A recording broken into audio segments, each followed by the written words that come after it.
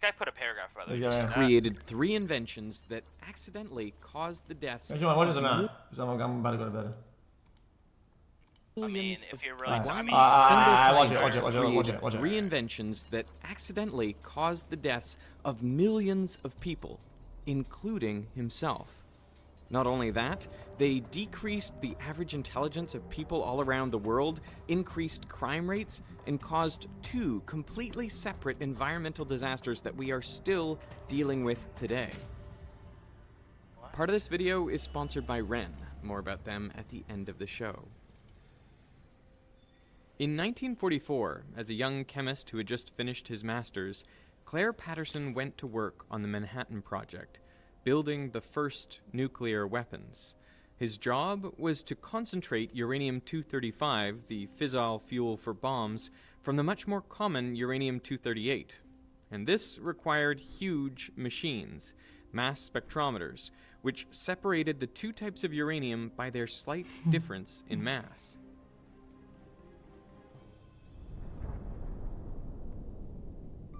After the war, Patterson went back to grad school to get his PhD.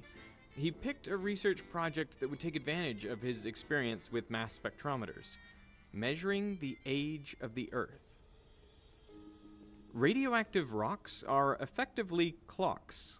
Uranium-238, for example, decays into thorium, and then protactinium, and then 12 more decays, until it ends up as lead-206, which is stable.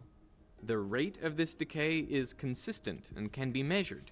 It takes 4.5 billion years for half of a sample of U-238 to decay into lead-206.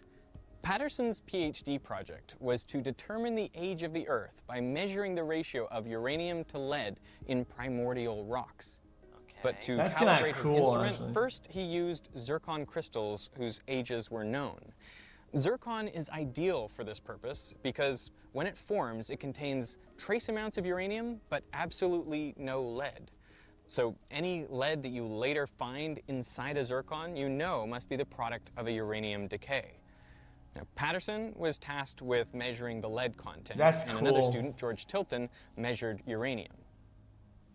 Tilton's uranium measurements were fine. They matched predictions. But Patterson's lead measurements were all over the place, and they were many, many times higher than they expected. We take George's uranium and my lead. Not right, Patterson.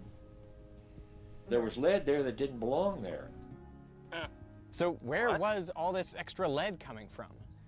That mystery would take over the rest of Claire Patterson's life and bring him to the literal ends of the Earth. In 1908, a woman was driving across the Belle Isle Bridge in Detroit when her car stalled. A passing motorist stopped to help. In those days, cars needed to be hand-cranked. Oh, watch this. He knelt down and turned the crank, and the engine roared to life, a little too suddenly. The man couldn't get out of the way, and the crank handle hit him in the face and broke his jaw. He died as a result of his injuries. Sorry. His name was Byron Carter, and he was the founder of his own car company, so he was well connected in the Detroit auto scene. He counted among his close friends the founder of Cadillac, Henry Leland. Leland was so distraught over his friend's death that he resolved to eliminate hand cranks from his vehicles. Leland hired Charles Kettering to create a self-starting car, and by 1911, he had a working prototype. Hand cranking was difficult and dangerous, and best left to men. But a car that started itself changed everything. The world's first crankless car was the Cadillac Model 30. It was much more powerful than cars before it. It had a top speed of 45 miles per hour and 40 horsepower, double the Ford Model T. This video is crazy. The Model 30 was a huge success for Cadillac, doubling the company's annual sales. But it had a problem. It was deafeningly loud. In internal combustion engines, a piston compresses the fuel-air mixture, which is then ignited by a spark from the spark plug. The expanding hot gases push the piston back down. The problem with the Model 30 engine was it compressed the fuel-air mixture more than previous models. So much, in fact, that often the fuel would spontaneously combust before the spark from the spark plug. So rather than orderly, perfectly timed explosions, you'd get multiple haphazard combustions leading to turbulent pressure waves inside the cylinder. The resulting sound led the problem to become known as engine knocking. Knocking wasn't just hard on the ears, it hurt the engine's performance. It reduced power output and lowered fuel efficiency. The vibrations also damaged the piston and walls of the cylinder, shortening the life of the engine. The good news was that engine knocking could be corrected by changing the fuel. Different fuels can withstand different levels of compression before detonating. And here comes the ladder. N-heptane, for example, will spontaneously combust under only a little compression. Isooctane, on the other hand, can withstand a much higher compression ratio before it Is that why at gas auto-ignites. stations it's So Yeah, it's lead much and less lead, likely yeah. to cause knocking. To quantify how much compression a fuel can withstand, scientists came up with the octane rating system. They arbitrarily set isooctane to have a rating of 100 and N-heptane a rating of 0. Now, real fuels aren't made up of only these two ingredients. They're a mix of lots of different hydrocarbons, but the octane rating tells you what mixture of octane and heptane gives equivalent performance. For example, 98 octane fuel can withstand the same compression as a mixture of 98% octane and 2% heptane. Now, I'm going to take a little bit of 98 octane fuel and put it in this piston, and when I compress it, nothing happens, which is exactly what you'd expect. This fuel can withstand a lot of compression. Diesel has an octane rating of 20, so it acts like a mixture of 20% isooctane and 80% N-heptane. If I put a little bit of diesel in there, let's see what happens with the same compression ratio. Oh. Okay. There you go. You get a little explosion in there. That's because this is a low octane fuel. I mean, that's what diesel's meant to do. You compress it and it ignites. But you don't want this sort of fuel in an engine with spark plugs. The reason fancy cars demand high octane fuel is to prevent knocking in their high compression, high performance engines. Kettering wanted to find an additive which would increase the octane rating of ordinary fuel and eliminate knocking in high compression engines. So he hired 27-year-old engineer Thomas Midgley Jr. Midgley experimented with all sorts of compounds, from melted butter and camphor to ethyl acetate and aluminum chloride. He later wrote most of them had no more effect than spitting in the Great Lakes. Ethanol was an interesting exception. It did stop the knocking, but you needed a lot of it, about 10% of the fuel mixture for it to be effective. That much ethanol would be expensive and hard to turn a profit on. Just use more butter than Midgley was really after an additive that was cheap, easy to produce, and effective even at low concentrations. So he kept trying. Then he hit on tellurium. It worked wonderfully as an anti-knock agent, but it had a terrible smell. You couldn't get rid of it by changing clothes or bathing. His wife was so offended by the stench that he had to sleep in the basement for 7 months. Midgley wrote, "I don't think that, although this doubled the fuel economy, humanity would suffer this smell." On December 3rd, 1921, after 5 years of working on the problem, Midgley found what he thought was the perfect solution: tetraethyl lead. That's a lead atom right there in the center. This additive was exactly what he was looking for. It stopped the knocking, it didn't smell, it was cheap to produce and readily available. Best of all, you only needed 1 part in 1,000 for it to be effective. In a call to Kettering, Midgley said, "Can you imagine how much money we're gonna make with this? We're gonna make $200 million, maybe even more." That is over $3 billion in today's dollars. Now, for his discovery, the American Chemical Society gave him the prestigious Nichols Award, and they asked him to do a series of public talks, but Midgley declined. He and Kettering patented the process for making tetraethyl lead, and they called their new additive ethyl, perhaps so it might be confused with another common additive, ethyl alcohol. They made no mention of lead. Then they teamed up with 3 of America's largest corporations, General Motors, DuPont, and Standard Oil of New Jersey, to form the Ethyl Corporation. Their marketing was brilliant. No man can look at the amazing record of accomplishment here in this research division without confidence that these men are going ahead with an eye to the future. looking for new facts and principles which will make things better and make life easier for all of us.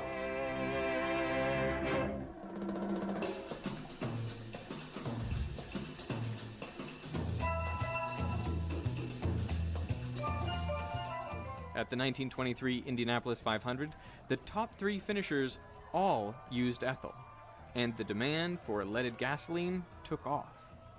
To keep up, Ethyl Corporation had to build a new chemical plant in New Jersey, but the project began terribly. Within 2 months of operating, dozens of workers fell ill with lead poisoning. 5 of them died.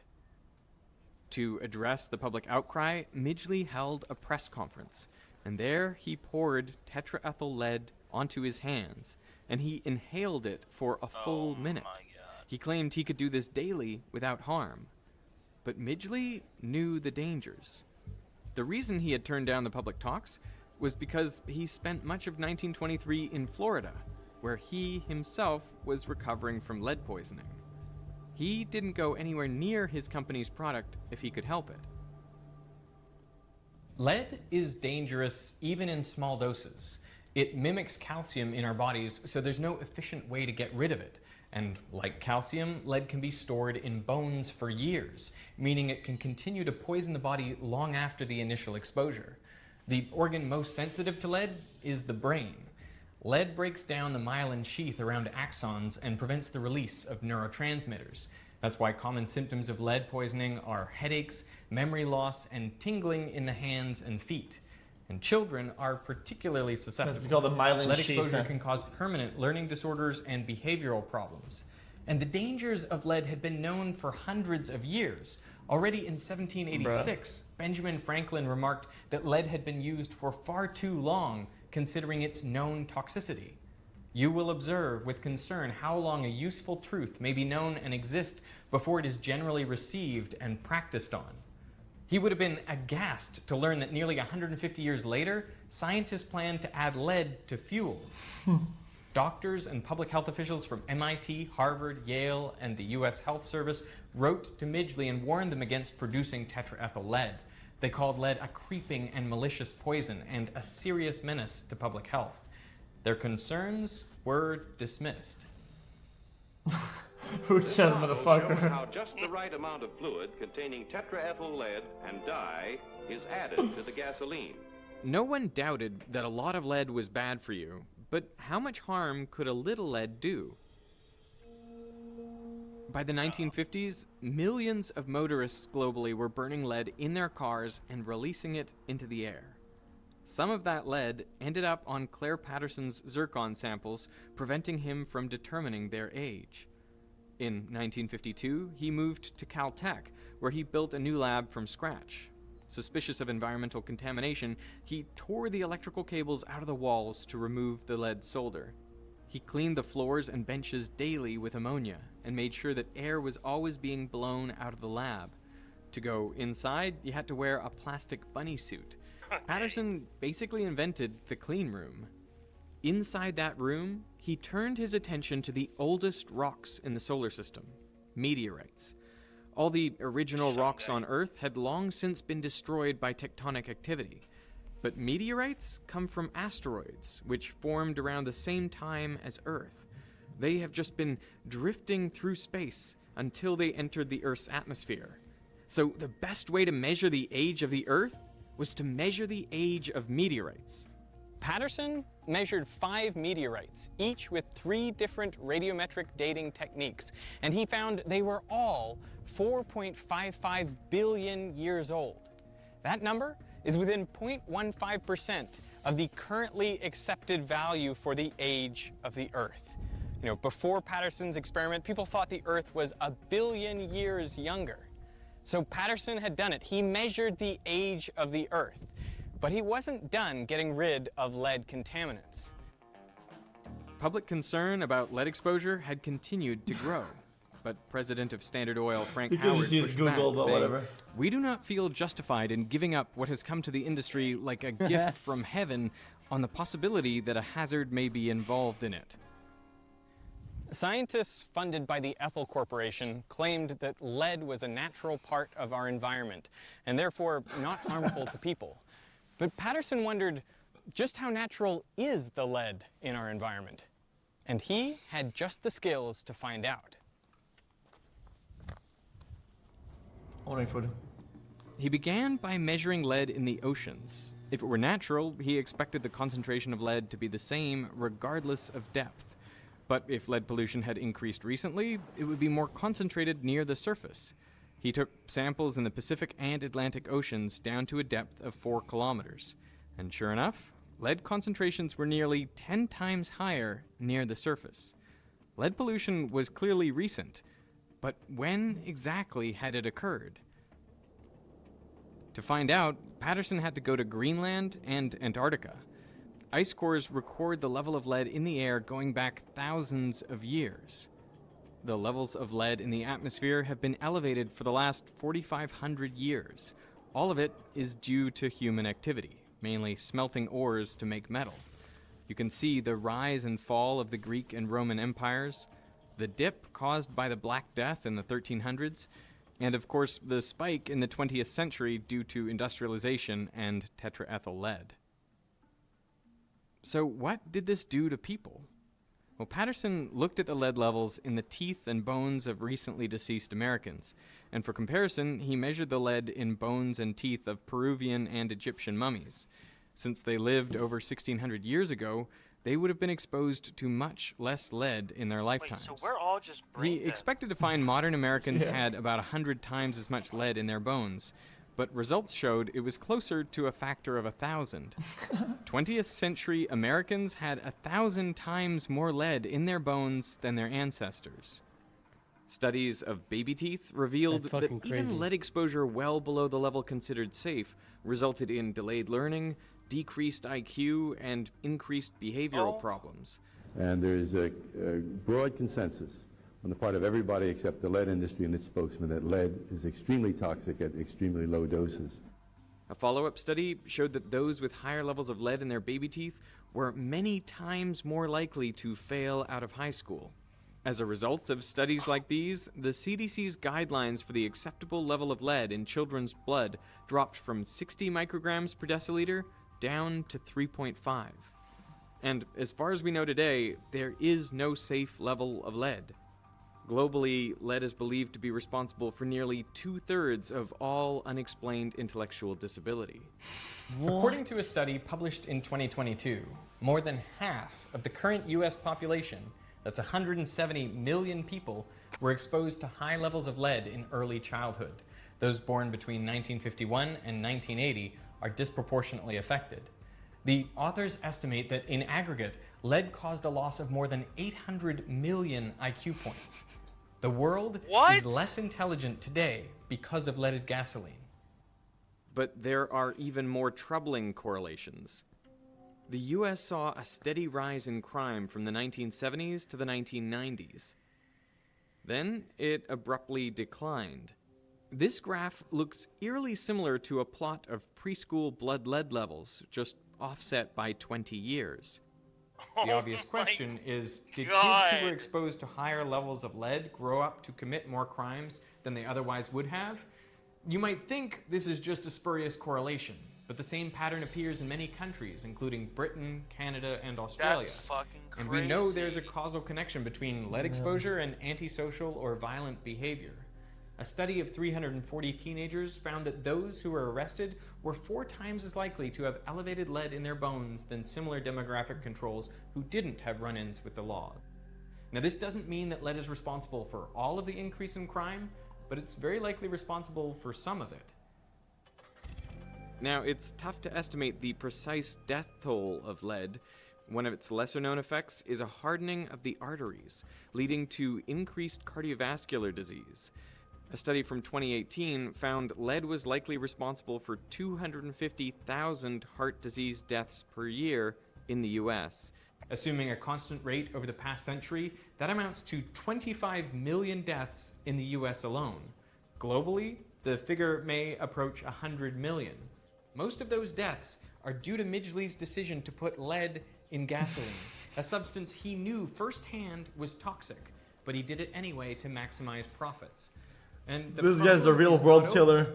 Current estimates of deaths That caused by tells lead some range shit. from 500 to 900,000 per year. The 2020 UNICEF report warns that 1 in 3 children globally, that's over 800 million children, have blood lead levels at or above 5 micrograms per deciliter. A lot of this lead now comes from batteries and industrial processes, but some is still due to Midgley's invention. Now, after Midgley's success with ethyl, he was put in charge of another engineering project. GM wasn't just making cars, but also household appliances. Oh no. The fridges had a problem. Wait, it The didn't two stop? most common gases used as refrigerants were methyl formate and sulfur dioxide. One is highly toxic, the other is flammable. Midgley was tasked with creating a safer alternative, and in 1928 he developed a non-toxic and non-flammable refrigerant, dichloro-difluoromethane. GM called this new product Freon, and to demonstrate Freon's safety, during the unveiling at the American Chemical Society, Midgley inhaled a lungful of this gas and blew out a candle. In the following decades, CFCs like Freon became very popular and were used as solvents and aerosols. The problem is CFCs are light and stable. When released into the atmosphere, they climb up into the stratosphere, where they can remain for 50 to 100 years. But if a CFC molecule is hit by an ultraviolet photon of just the right energy, it breaks apart, releasing a chlorine atom. And this chlorine atom can then react with ozone, breaking it apart into chlorine monoxide and oxygen gas. The result was another environmental disaster, the hole in the ozone layer. With less ozone, more UV light penetrates the atmosphere, increasing rates of skin cancer and cataracts. Plus, CFCs are potent greenhouse gases. Per kilogram, they produce 10,000 times more warming than CO2. One guy The did historian this? John McNeil wrote that Midgley had more impact on the atmosphere than any other single organism Some greedy in fucking Earth's American, history. of course. An agreement to phase out CFCs, the Montreal Protocol, went into effect in 1989. And the ozone layer is now showing signs of recovery, although it'll take many more decades to fully recover. In 1940, at the age of 51, Midgley contracted polio and became physically disabled. So to help him get up, he devised a mechanical bed controlled by a series of ropes and pulleys. On November 2nd, 1944, while using the contraption, he became tangled in the ropes and died of strangulation. Thanks to the work of Claire Patterson, it became clear that the lead in our environment is not natural. Burning lead in combustion engines spread the toxic element across the planet, into the air, oceans, the snow at the South Pole, and even our bones. Japan was the first to ban leaded fuel in cars in 1986, but other countries soon followed suit. Algeria was the last to do so in 2021. The UN calculates that the elimination of lead from gas saves over 1 million lives per year and $2.45 trillion. But leaded gas is still used, by the way, in piston-driven airplane engines. That's now the largest source of lead emissions into the air in the US. You will observe with concern how long a useful truth may be known and exist before it is generally received and practiced on.